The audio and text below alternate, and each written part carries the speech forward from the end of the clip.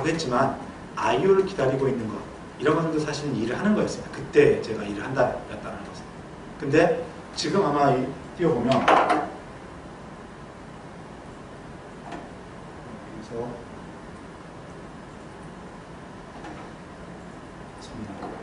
띄워보면 이게 바로 CPU 유틸라이제이션입니다. CPU 유틸라이제이션이 25%, 27% 이렇게 나와요. 지금 이 순간도 CPU는 일을 합니다. 그러니까 CPU 코드는 실행 안 되는 게 아니에요. 실행 안 되는 게 아닌데 idle한 상태로 얘가 존재한다는 거죠. 어떤 명령 하나를 실행했는데 이 명령어 다음 명령어를 아직 실행하고 있지 않다라는 거예요. 그런 시간이 꽤 길다라는 거예요. 내가 이렇게 아무것도 안 하는 이런 작업을 할 때는, 액션을 할 때는, 즉 이거죠.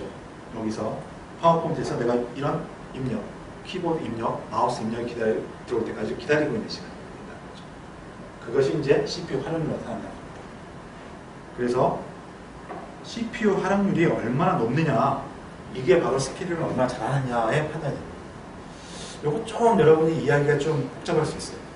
아니, 이렇게밖에 안 주어졌는데 어떻게, 그러니까 다시 한번 요거는 높을수록, 자, 이 먼저 전제하면은 이 두 가지는 높을수록 좋은 겁니다. 높아야 됩니다. 높아야 되는데 이렇게밖에 안 됐는데 내가 어떻게 높였습니까? 그건 어쩔 수 없는 거예요.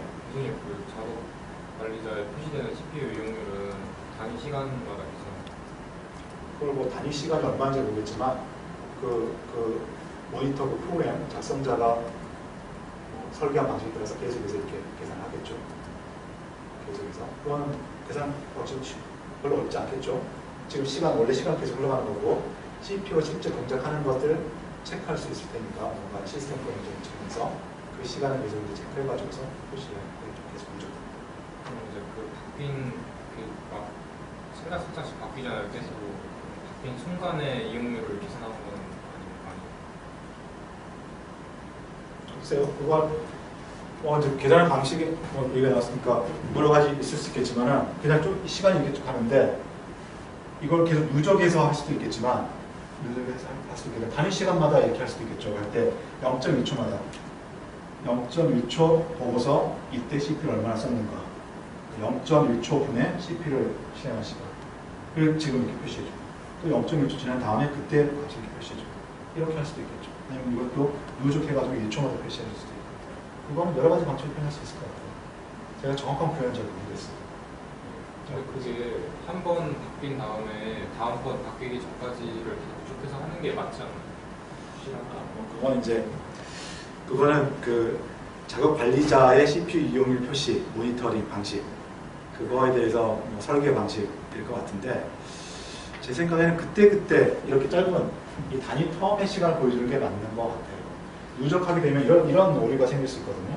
우리가 CPU 활용률은 지금 CPU가 얼마나 바삐 쓰는가 이걸 보는 겁니다. 지금 이 얘기를 하는 게 아니에요. 대원이가 질문해서 지금 답을 하는데 지금 이 얘기를 하는 게 아닙니다. 아까 작업 관리자의 그 이제 권한 모니터 그거에 대한 얘기를 하고 있는 거예요. 근데 그걸 볼 때 사람들이 기대하는 거는 지금 얼마나 CPU가 바쁘게 쓰고 있는가 이걸 보고 싶은 거예요. 대원이 얘기하는 것처럼 누적을 시킨다면 계속 누적시켜서 한다면 1시간 할 때 처음 켜가지고 10분 동안 얘 엄청나게 막 바쁘게 썼어요. 근데 그 이후로 한 30분 동안 거의 일을 안 했어요. 아니 그 누적이 아니라 그냥 그 한 번 표시한 다음에 다음번 바뀌기 전까지 그 부분만 하는 건가요? 그게 누적 아닌가요? 아니면은 앞에 걸 누적한 다음에 이 누적의 단위가 이만큼만 누적한다. 이게 되는 거예요. 이만큼 누적하고 이만큼 누적하고 이만큼 누적하고 이런 게 되는 거죠. 지금 여기 그 표시되는 게 얼추 한 1초 정도마다 바뀌잖아요. 그러면 1초 동안 수행된 것만 가지고 판단하는 거 같아요. 저 같으면 그렇게 보여졌을 것 같아요. 그러니까 이거는 지금 제가 그 구현을 정확히 지금 모르기 때문에 이거는 이렇다라고 정답을 못하고 나 같으면 그렇게 보여놨어요. 그 그냥 단위 텀마다 계산해가지고 표시해주고 표시해주고.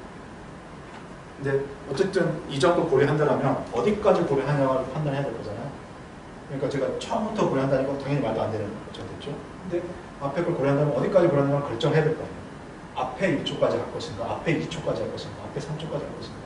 결국 이제 누적하는 건데 어디까지 할 것인가인데 그렇다면 그게 별 의미가 없다는 거죠. 이번 건요, 이번 건 표시하는 게 그 프로그램 예산도 맞지 않는 거니까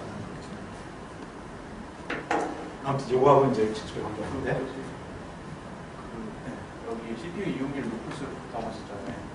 근데 진짜 계속 높은 상태로 유지되는 게 좋은 그쵸. 이제 그걸 얘기해 이제 하려고 했던 거. 스케줄링 입장에서는 어쨌든 높은 게 좋은 겁니다.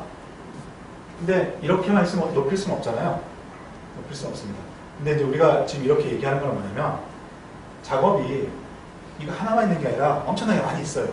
그러니까 아까도 얘기했던 것처럼 빈 사이를 끼워 넣을 수 있는 여지가 충분히 많다라는 거예요. 그러면 어떻게 해야 되겠어요? CPU를 절대 놀리지 않고 할 수 있어야 되겠잖아요. 잘 끼워 넣어가지고. 알고리즘이 바보 같으면은 틈이 생길 수 있다는 거예요. 알고리즘이 똑똑할수록 전체를 끼워 넣을 수 있다는 거예요. 그런데 어쩔 수 없이 뭐 2개밖에 없다, 3개밖에 없다 해서 끼워 넣을 수 없으면 낮아질 수 있는 겁니다. 지금 우리 시스템 상태가 바로 그거예요. 지금 우리 시스템 상태는 실제로 여러 프로그램이 있는 것 같지만 아이들 하는 시간들이 워낙 큰 것들이 많이 있기 때문에 아무리 스케일 잘한다 해도 노는 시간이 훨씬 많아가지고 20몇% 이렇게 나오는 겁니다. 자, 그런데 이제 지금 우리가 상식적으로 아는 입장에서 윈도우즈 이렇게 작업 관리자 봤을 때 80% 90% 되면은 또는 어떤 프로그램 그 소프트웨어 그 어떤 사양 이런 걸 볼 때 이 게임 CPU 점유율이 엄청나게 높아 라고 표시가 되어 있으면 그 뉘앙스가 뭐냐면 별로 안 좋은 프로그램이야. 그런 느낌이죠. 그러니까 이 소프트웨어는 CPU 점유율이 높아 라고 표현하는 거. 이거거든요. 그것은 우리가 여기서는 높아야 좋다라고 얘기했는데 안 좋다라고 이렇게 느낌을 가지고 있잖아요. 아마 그런 관점에서 얘기를 한 것 같아요. 이게 CPU 활용률이 높다 그러는데 90% 이렇게 계속되고 있으면 그게 시스템이 안 좋은 거 아닙니까? 이렇게. 자, 그거는 완전히 다른 걸 얘기하고 있는 거예요. 이거 잘 생각해 보세요. 이거는 스케줄러 입장에서 작업들이 많이 있어요. 많이 있는데 똑같은 작업을 가지고서도 높은 CPU 활용률을 내놓을 수 있는 게 좋은 스케줄링 알고리즘이다라는 뜻입니다. 그런데 각 소프트웨어 입장에서는 지 혼자 도는데 CPU를 많이 차지해요. 그러면 CPU 프로그램을 비효율적으로 작성한 거죠. 성능이 좀 떨어지게. 그런 관점에서 각 소프트웨어는 CPU 점유율가 높으면 별로 좀 효율이 떨어지는 소프트웨어라고 얘기를 하는 거고, 스케줄러 입장에서는 똑같은 프로그램 10개를 두고서 어떤 놈은 20% 활용률로 스케줄을 하고 어떤 놈은 30% 활용률로 스케줄을 한다는 겁니다. 그러면 당연히 30% 활용률로 스케줄을 한 게 더 전체적으로 10개는 빨리 끝나겠죠. 실행 시간. 그래서 이걸 높일수록 더 좋은 거랍니다. 처리율은 뭐냐면은 말 그대로 처리율, 그러니까 실행을 완료한 비율입니다. 단위 시간 동안에 얼마만큼 일을 했는가, 단위 시간 동안에 몇 개의 프로그램을 완료했는가 이겁니다. 이 처리율은 매우 많은 제품에 오히려 이거는 사실 거의 스케줄링에 특화된 용어이고, 처리율은 아까 처리율과 응답 시간이 이제 일반의 중요한 용어라고 했죠. 처리율은 매우 많은 분야에 적용되는, 그리고 스루풋. 사실 처리율보다는 스루풋이라는 용어가 더 많이 이렇게 쓰게 되죠. 그리고 이것은 모든 게 다 단위 시간 동안 뭔가 이루어낸 완성한 양을 처리율이라고 해요. 이 대표적인 게 여러분이 늘 얘기하는 속도입니다. 인터넷 속도, 하드디스크의 속도, 몇 메가바이트 퍼 세크, 기가바이트 네트워크 이겁니다. 1초 동안 1기가바이트를 전송할 수 있는 네트워크라는 거죠. 1초 동안 500메가바이트 파일을 전송할 수 있는 하드디스크라는 뜻입니다. 단위 시간 동안 뭔가 완료한 작업의 양이 처리율입니다. 그게 뭐냐면 그 시스템의 성능이 같은 시간 동안 더 많은 일을 했다는 거죠. 이거는 같은 시간 동안 더 많은 프로세스를 종료시켜줬다는 거예요. 스케줄러가 일을 한 겁니다. 일을 해가지고 같은 시간 동안 더 많은 프로세스를 종료시켜줬다는 거예요. 이게 처리율입니다. 그래서 처리율도 높을수록 좋은 겁니다. 두 개는 같아요. 그러니까 숫자의 표현만 다른 걸로 하지, 얘가 높아지면 얘가 높아집니다. 얘가 높다는 건 얘가 높아요. 그렇겠죠? CPU, 똑같은 프로세스들이 있는데 CPU 활용률이 높게 스케줄을 하게 되면 얘는 전체를 처리하는 시간이 짧아지니까 역수로 처리율은 높아집니다. 그래서 두 개는 같은 사실 값이 되는 거고, 값이 클수록 좋은 스케줄인 거고, 요거는 시스템 관점에서 OS 혹은 이 컴퓨터 하드웨어, 컴퓨터를 운영하는 사람 관점에서 좋은 겁니다. 뒤에 있는 거는 그러면 관점이 뭐가 더 나오느냐? 사용자 관점. 이건 사용자라는 것은 프로그램입니다. 각각의 프로그램. 각각의 프로그램에는, 각각의 프로그램 관점에서는 이게 반드시 좋다라고 얘기할 수는 없습니다. 이렇게 된다고 해서 이게 높아지고 이게 높아진다고 해서 내 프로그램이 빨리 끝나는, 그러니까 각 프로그램 입장에서 뭐가 되겠어요? 일단 가장 쉬운 거는 내 프로그램이 빨리 끝나야 되는 거죠. 그게 가장 간단한 거예요. 내 프로그램이 빨리 끝나야 되는 건데 이게 높아진다고 해서 내 프로그램이 빨리 끝난다는 보장은 없어요. 스케일에 대해서 번갈아 가면서 이렇게 되니까 전체적으로는 시간을 효율적으로 쓰지만 내 프로그램, 나는 중간중간 계속 기다리고 해가지고 전체적으로 걸리는 시간은 늘어날 수도 있고 짧아질 수도 있고. 그래서 이거는 시스템 관점에서 성능을 얘기할 때 스루풋을 얘기하는 것이고요. 그럼 또 다른 관점의 성능이 있습니다. 총 실행시간, 대기시간, 응답시간. 느낌이 오죠? 각 프로그램에, 한 프로그램에 시작해서 끝날 때까지 시간. 이거는 자기 실행한 시간만 골라낸 시간이 아니고 스케줄 때문에 기다리는 시간까지 다 포함되는 거예요. 시작해서 어떻게든 왔다 갔다 레디, 러닝, 웨이팅 왔다 갔다 하면서 끝날 때까지 시간. 그래서 전체 실행시간, 총 턴어라운드 실행시간이라고 얘기를 하고, 이게 이거는 짧아져야 되겠죠. 짧아야지 좋은 스케줄입니다. 그 다음에 웨이팅 시간. 스케줄링 하다 보니까 내가 CPU를 차지하지 않고 기다리는 시간이 있어요. 레디에서 기다리는 시간, 웨이트에서 기다리는 시간. 그런 시간이 적어야 되겠죠. 이것도 역시. 적어야지 좋은 스케줄링이 될 겁니다. 또 한 가지 응답 시간. 이거는 이제 첫 번째입니다. 이건 좀 우리 스케줄, 지금까지 얘기한 스케줄에서는 좀 이제 애매한 모양이 되는데, 실행을 시작했습니다. 실행을 시작하면 여기 들어갔다가 여기로 이제 처음에 들어갈 거예요. 그 다음에 러닝을 하면 첫 실행을 시작해요. 여기까지. 처음 대기 시간. 그러니까 어떻게 보면 처음 대기 시간. 내가 실행을 시작했을 때부터 처음 대기 시간이 얼마나 되는가. 처음 웨이팅하는 시간이 얼마나 되는가. 이게 짧아야 되는 겁니다.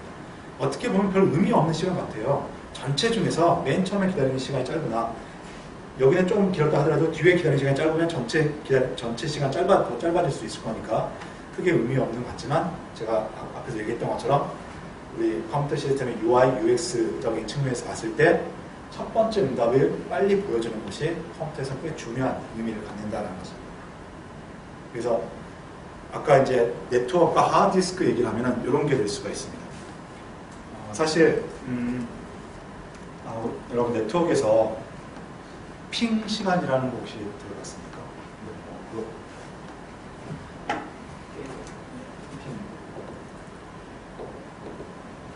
핑 시간. 우리 네트워크가 1기가 방 케이블, 100메가 무슨 케이블 이런 거 얘기를 하지만, 우리가 실제로 통신하고 그럴 때 핑 시간이 짧은 서비스 서버를 찾아서 접속을 한다, 이렇게 하죠. 바로 이 핑 시간이 응답 시간입니다. 내가 한 패킷을 보냈을 때 그 한 패킷에 답을 보내는 시간이에요.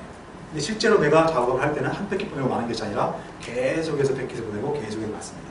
그래서 컴퓨터 시스템은 그 두 가지가 상반된 것으로서 성능으로서 중요한 역할을 한다는 거예요. 일단 계속해서 보내는 게 스루풋. 내가 데이터를 많이 보내요. 서버부터 데이터를 많이 보내라 받아요. 그러면 10메가짜리 이더넷 쓰는 것보다는 기가 광 케이블 쓰는 게 당연히 시간이 훨씬 짧게 걸립니다. 얘 10초 걸릴 거 얘는 1초에 할 수가 있어요. 그런데 그것만으로 끝나는 게 아니라는 거예요. 핑 시간도 중요하다는 겁니다. 일반적으로 이 밴드위스, 스루풋이 높은 게 핑 시간도 짧습니다. 일반적으로. 왜냐하면 100메가 보내는 시간이 짧다는 것은 한 패킷 보내는 것도 짧아요. 일반적으로. 그런데 그게 항상 일치하지는 않습니다.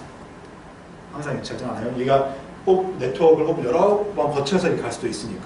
느리지만 우리 집 바로 옆에 붙어 있는 서버에 갈 수도 있는 거고, 광 케이블 연결됐지만 미국 쪽으로 가가지고 엄청나게 멀리 가서 이렇게 있는 거고. 그러면은 한번 전송 시작하면 얘는 공통원리로 많이 보낼 수 있지만 하나의 전송 시간은 길 수가 있습니다. 자, 그래서 여러분 이제 게임을 해서 그걸 더 열심히 느끼겠지만, 네트워크도 보면은 그 데이터 전송률도 좋아야 되지만 내가 누른 게 즉각 응답이 오는 것도 꽤 중요합니다. 그래서 핑 시간도 중요하다는 거죠. 그런 의미에서 컴퓨터 쪽에서는 응답 시간도 매우 중요한 그 성능 요소로서 이렇게 얘기를 하고 있습니다.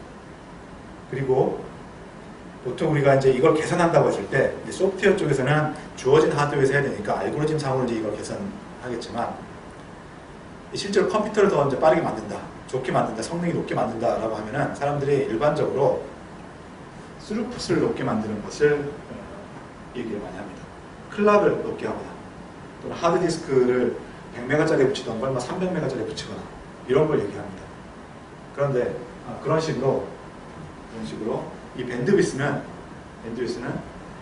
우리가 돈을 많이 들이면 쉽게 해결할 수가 있습니다.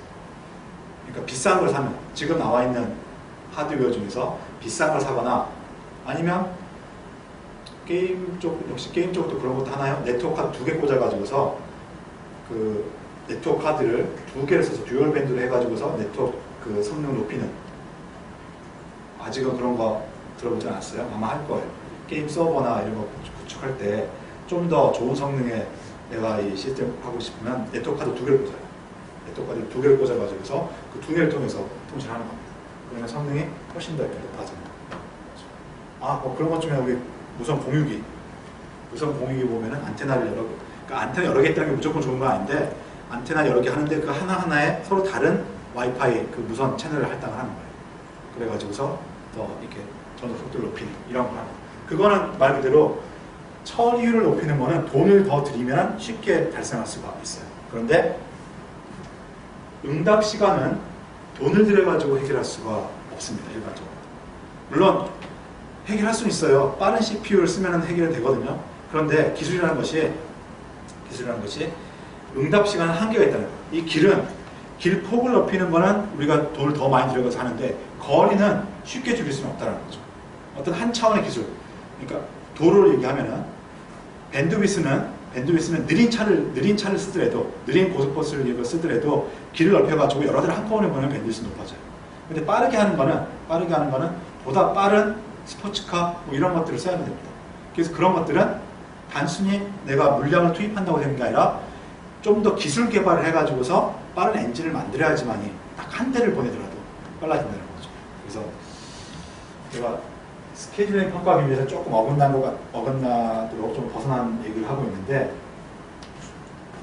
여기에서 중요한 의미는 스케줄링의 평가 기준이라는 것은 곧 컴퓨터 시스템에서의 성능 기준을 얘기하는 것과 일맥상통하는 거고, 그 중에 핵심적인 의미가 스루풋과 응답 시간이라는 것. 그래서 컴퓨터 시스템에서는 스루풋과 응답 시간이라는 것으로서 성능을 많이 얘기를 합니다. 그런데 스루풋과 응답 시간은 스케줄링 평가 기준에서도 사용자 관점, 시스템 관점으로 이건 크면 좋고 이거는 작으면 좋다고 얘기를 하고 중간중간에 설명을 했던 것처럼 얘를 크게 한다고 해서 얘를 높게 한다고 해서 얘가 반드시 짧아져서 좋아지는 건 아니다 라고 얘기를 했습니다. 그래서 이제 여러분이 이제 소프트웨어 만들 때도 만약 성능에 이제 관심이 있게 되면은 아마 많은 경우에 스루풋 쪽에 관심을 많이 가지고서 이제 뭐든지 개발하게 될 텐데, 응답 시간 부분도 중요하고 이 둘은 얘가 좋다고 해서 반드시 얘가 좋은 건 아니니까 별도로 고민은 해봐야 된다라는 것입니다. 아무튼 정리하는 거는 스케줄러도 이렇게 여러 개 프로세스를 번갈아 가는 정책을 취하는데 어떻게 취하냐에 따라서 이게 달라지니까 OS 관점에서는 계속해서 줄기차게 많은 프로세스를 실행시켜서 완료할 수 있도록 처리율을 높여야 되고, 각각의 프로세스 입장에서는 대기 시간이나 응답 시간이 짧아져야 되도록 프로그램을 스케줄링 알고리즘을 만들어야 된다는 것입니다. 스케줄링 알고리즘은 다음 시간에 이어서 하고요. 여기 이거 제목만 한번 읽어보고 마무리를 시키겠습니다. 우리의 교재에는 이렇게 일관 6개, 5개의 알고리즘이 제공되고 있습니다. 사실 알고리즘이다라고 얘기를 했지만 우리가 그 알고리즘 시간을 배우는 그 알고리즘에 비해서 매우 단순합니다. 그래서 그 접근 방법을 이해하는 것이고요. 이게 뭐냐면은 이런 문제입니다. 자, 스케줄링은 시간의 개념, 어떤 대상물의 시간의 개념을 각각 목적물한테 나눠주는 거예요. 나눠서 써야 되는 이런 상황이에요. 더 일반화시키면 뭔가 수요자는 많이 있고 공급자는 하나일 때 이것을 나누는 방법입니다. 아마도 여러분이 특히나 우리 쪽에서 게임을 하든 뭐 웹을 하든 앱을 하든 대부분 다 클라이언트 서버 개념으로 소프트웨어를 만들기 때문에 서버라는 게 뭡니까? 하나가 있으면서 클라이언트에다가 뭔가 서비스 나눠주는 거죠. 그렇기 때문에 어떤 방식이든 꼭 그 용어를 쓰든 안 쓰든 사실은 스케줄링이 들어가요. 여러분이 구현하는 프로그램들, 서버 클라이언트에 어떤 식으로 대응을 해줄 것인가 하는 거예요. 근데 그게 어떤 식으로 스케줄링을 하냐에서 크게 차이가 안 나기 때문에 굳이 스케줄링이라고 얘기를 하지 않고 그냥 당연히 이렇게 하지, 차례대로 들어온 대로 주지, 이렇게 이제 하는 것일 뿐입니다. 그래서 그 상황이, 그런 상황이 어떤 국면이냐에 따라 가지고서 이거는 똘똘하게 스케줄링을 하냐 안 하냐에 따라 가지고서 따라서 이런 차이가 날 수도 있다는 거죠. 그래서 그런 식의 문제는 이런 접근 방법을 쓸 수가 있다는 겁니다. 물론 이제 더 찾아보시면 이제 또 다른 방법 파생되는데 상당히 이거는 기본에 해당되는 겁니다. 그 기본에 굳이 얘기를 하자면 70, 80% 정도를 커버할 수 있는 이 정도를 이해하면은 스케줄링이라는 문제는 뭔가 나눠주는 어떤 서비스에 대한 해결 문제는 이 정도로 풀 수 있겠구나. 이걸 어떻게 조합해가지고 또 이걸 변형해가지고 풀 수 있겠구나라고 이해하시면 됩니다. 그 중에서도 이런 거 보면 이제 간단한 것부터 조금 복잡한 거 이렇게 나오는데요. 이걸 첫 번째로 다 보면 스케줄링이 원래 복잡한 게 아니라는 겁니다. 나눠주는 거. 선입, 선처리라고 되어 있습니다. 먼저 들어온 것을 먼저 처리하는 first come, first served. P4입니다. 그러니까 아마 지금까지 계속 얘기했던 겁니다. 그러니까 스케줄링 받으려고 레디에 줄을 서 있는 거죠. 다음 거 선택하는데 고민 안 합니다. 줄 서 있는 것 중에서 그냥 맨 앞에 거 선택한다는 거죠. 이것도 스케줄링이라는 거죠. 또 다른 스케줄링. 여러분이 취하시는 스케줄링이 여기는 안 나와 있지만 랜덤이 있습니다. 그런 스케줄링 말고 하여튼 여러분이 이제 프로그램 하다 보면은 여러 개 대상 중에 하나를 선택해서 뭔가 액션을 해야 되는 이런 이제 그 어떤 구현을 많이 하게 될 텐데 그때 가장 쉬운 게 이걸 겁니다. 어떤 식으로든지 우리 컴퓨터에서 뭔가가 구현됐다라면 메모리상에 구현되어 있기 때문에 어레이든 링크드 리스트든 뭐든 줄이 세워져 있을 거예요. 그냥 줄 세워진 대로 뭔가 처리하는 거. 이게 어쩌면 가장 쉬운 방법일 겁니다. 그래서 그게 정책이 성능에 영향을 안 줄 때는 그 방법이에요. 왜냐하면 이제 성능에서는 아까 5가지 매트릭을 얘기했지만 우리 이제 구현까지 생각하면 구현에서도 메모리를 얼마나 차지하는지, 구현의 코드 양이 얼마 되는지, 그 다음에 코드의 메인티넌스가 얼마나 복잡한지 이것도 이제 중요한 문제가 되거든요. 그래서 줄 서 있는 대로 하면 간단하니까 이렇게 많이 합니다. 이것이 바로 대표적인 스케줄링 방법이라는 거죠. 근데 이제 이렇게만 해가지고는 문제가 생기니까 좀 다른 방법을 취하는데 제가 지난번에 뭐 금수저, 은수저 이렇게 얘기했던 것처럼 프로세스들한테 똑같이 어쨌든 실행된 건 똑같은 방식 실행됐는데 실행되자마자 얘는 금수저, 얘는 은수저 순서를 매겨둡니다. 1번 우선순위, 2번 우선순위, 3번 우선순위. 그래서 선택할 때 줄의 맨 뒤에 있다 하더라도 우선순위 높으면 먼저 실행을 시켜줘요. 그 다음에 또 예를 들어서 라운드 로빈. 라운드 로빈 이거는 번갈아, 라운드 로빈이라는 게 우리 뭔가 순서를 번갈아 가면서 하는 거죠. 그래서 지금까지 우리가 이 얘기는 안 하고 이제 계속 지금 얘기했는데 여러 가지 프로세스, 여러 개의 프로세스 동시에 실행되도록 하려면 번갈아 가면서 빠르게 실행한다라고 했잖아요. 바로 그겁니다.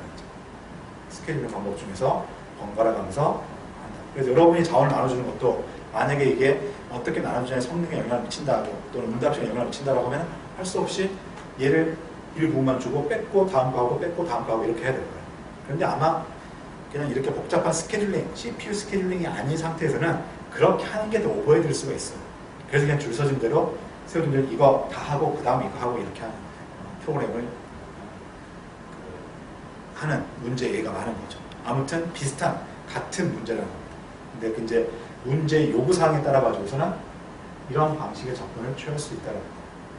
이것 중에 지금 다 얘기하진 않고 3개만 일단 얘기를 했습니다만은 그 알고리즘이 그렇게 알고리즘 시간에 배웠던 것처럼 막 머리로서 수학적으로 복잡하게 생각하는 문제는 아니라는 겁니다. 원리 있지. 이렇게 하는 게 낫지 않겠어? 라고 하는 것을 알고리즘으로 체계화 시켜놓은 것일 뿐입니다. 내가 우리 이 시스템 쪽을 무시하는 건 아니지만 저도 일을 해봤으니까 그런데 좀 그런 것 같아요. 컴퓨터 쪽에서도 우리 김동민 교수님과 같이 그러니까 우리 서칭이라든가 그 구글의 서치 알고리즘을 만든다거나 뭐 페이스북에서 또 친구 뭐 하는 이런 알고리즘을 개발한다거나 이런 쪽에 프로그램 하는 사람들은 여전히 수학적으로 또는 알고리즘적으로 꽤 그 높은 스킬을 계속 유지하고 있습니다. 근데 그 우리 인베디드 시스템 뭐 막 굴러가는 거 하고 막 움직이는 거 하고 이런 데는 상대적으로 그런 이론적인 복잡한 그 계산은 많이 영향을 안 미치는 것 같아요. 그러니까 많이 상대적으로.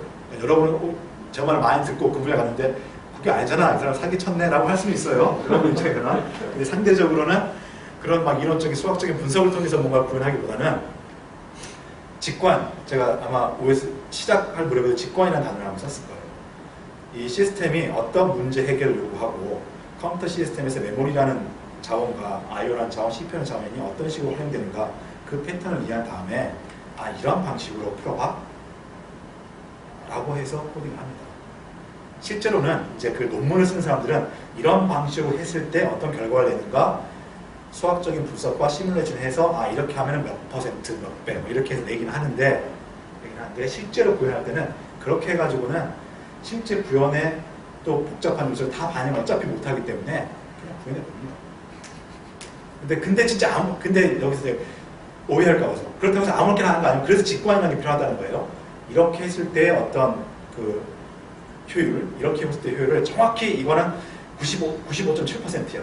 이렇게 하면 85.23%야. 이렇게는 얘기를 못하지만 아, 이렇게 하는 게 이런 식으로 하는 것보다는 컴퓨터 시스템 동작과 메모리 여러 구조를 봤을 때 분명히 효율적일 거야 라는 거는 알고서 설계를 한다는 거죠. 그리고 분명히 나아질 거라고 생각하고 그리고서 이제 구현을 해놓고 이걸 성능평가를 합니다. 저희 쪽에서 성능평가를 했을 때 그러니까 당연히 더 향상될 거라고 일반적으로 기대를 해요. 그런데 이제 많은 경우에는 향상을 이제 좋은 직관을 가지고 있는 개발자면 대부분 향상을 합니다. 그런데 그 직관이 좀 어설프면은 했는데 의외로 막 떨어지는 상황이 생겨요. 그러면 그때서야 이게 왜 떨어졌는가 분석을 해가지고 다시 리뷰하고 하는 그런 식의 이제 개발을 많이 해요. 이런 시스템 쪽에서. 그래서 이런 알고리즘들이 나오면은 좀 이제 막 알고리즘 시간에 얘기했던 것 같은 거, 뭐 복잡도 분석 막 이런 거 뭐 그렇게 많이는 안 하고 하게 되는데 그것도 마찬가지예요. 제가 설명한 그 패턴을 보면 이걸 이제 좀 더 이론적으로 하는 막 논문 같은 데서는 각각에 대해서도 뭐 대기 시간이 뭐 복잡도가 얼마가 되고 이런 걸 하긴 하겠지만 왜 이런 아이디어가 유효한 아이디어인가? 왜 이러한 접근법이 유효한 아이디어인가? 이러한 잠깐만 금수저 방식으로 하는 게 우스갯소리로 말도 안 되는 정말 부공평한 것 같지만 왜 의미 있는 스킬인가? 이런 것들을 여러분 가져가요. 그게 이제 컴퓨터 시스템을 이해하는 직관. 오늘 이 정도 하고 다음 시간에 이 내용들을 간략하게 살펴보도록 하겠습니다.